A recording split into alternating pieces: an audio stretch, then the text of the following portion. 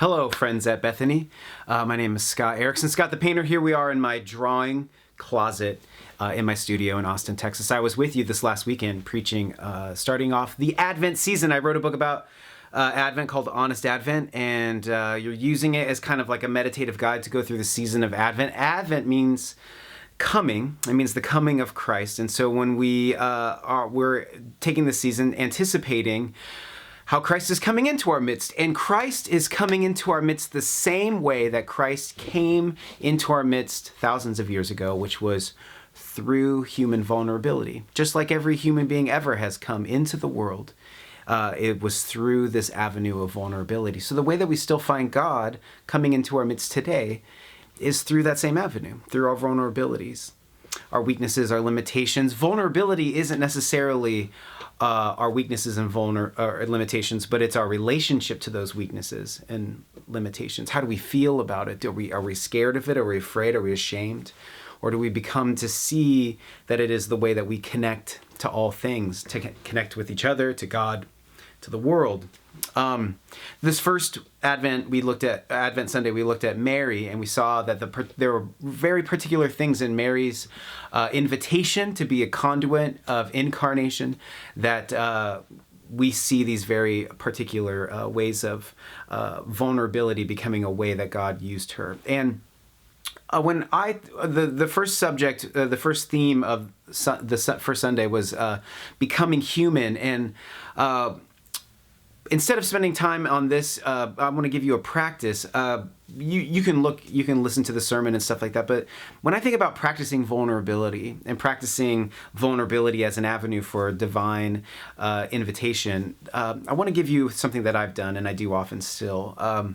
Jesus, before he gives the Lord's Prayer, he says, "Your Father in heaven already knows everything you need before you ask." And then he goes, and so when you pray like this.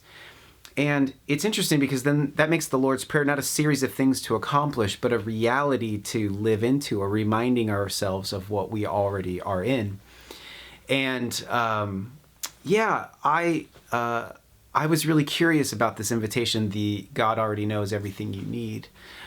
So for a season, about a year of my life, I did this. I woke up early because I have small children and can't find a lot of time to be by myself. But I woke up early, as much as I could during a week, and I would make a cup of coffee and I'd sit in my living room, often in the dark. Sometimes I brought in a candle, and I would sit there and I would go, "You already know. You already know. So what do you want to talk about?" And I sat in that "you already know." Sometimes I was really bothered by the silence. Sometimes anxieties and fears would come up very strong, and I had to deal with those, but come back to this, "you already know that." And what happened to me is that by participating in this already being known, I started to move from this, one layer of our relationship to this other one about what does it mean to live from a place of already known. And I started describing that place as the place of be not afraid. Even in Mary's story, the first time that God sends a messenger to communicate to her what's going to happen to her, the messenger says, "Don't be afraid, be not afraid." And that's message is still coming to us too. Don't be afraid, be not afraid. Often when we find ourselves in the you already known, the you already know place, we can be like, "Oh yeah, my rent or my mortgage or my bills or my hopes and dreams and desires." And then we start, once we get through that, we go, "Oh, here's my pains, here's my doubts, here's the things I'm ashamed of, and my secrets, and the things I'm not proud of." And it is those spots that we hide from God. And as we begin to open those up and let the light and love of God shine on it, we realize that the message to those places are be not afraid. That's the message always, is don't be afraid of being in the light. You're already known. And so if I can give you a simple practice for becoming more human, it's this: find some kind of space, whether it's early in the morning or by yourself or even at night, just a quiet spot, and just sit and practice the I'm already known. I'm already known. And then as you sit in that spot, may you move from what does it mean to be known to understanding that the message always is don't be afraid.